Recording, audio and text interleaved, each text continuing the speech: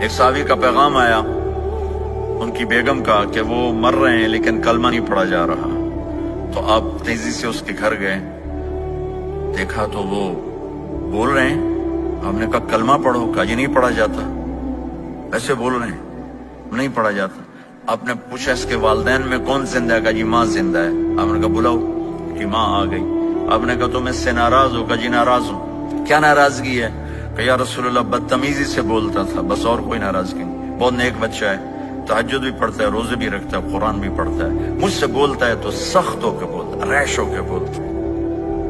تو آپ نے کہا معاف کرتے ہو؟ کہا نہیں میں نہیں معاف کرتا.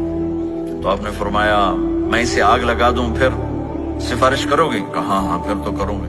کہا اگر تو نے معاف نہ کیا تو اللہ اسے جہنم میں ڈال دے گا. انہوں نے کہا نہیں میں معاف کرتی ہوں. جب ماں نے کہا میں معاف کرتی ہوں, آپ نے کہا کلمہ پڑھو, تو اس نے کہا لا الہ الا اللہ, اور اس کی جان نکل گئی.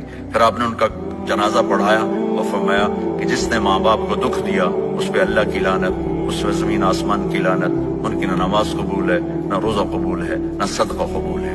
تو مجھے آپ اکثر نوجوان نظر آ رہے ہیں, آپ فیملیز والے ہیں, اپنے ماں باپ کو عزت دیں, اپنے ماں باپ کے پاؤں دھو کر پئیں, ان کی دعا لے لیں. وہ دعا آپ کو کہاں سے کہاں پہنچا دے گی. ماں باپ کی دعائیں وہ کام کرتی ہیں جو نہ امریکن ڈالر کرتا ہے, نہ کینیڈین ڈالر کرتا ہے, نہ برٹش پاؤنڈ کرتا ہے, نہ پاکستانی ہندوستانی روپیہ کرتا ہے.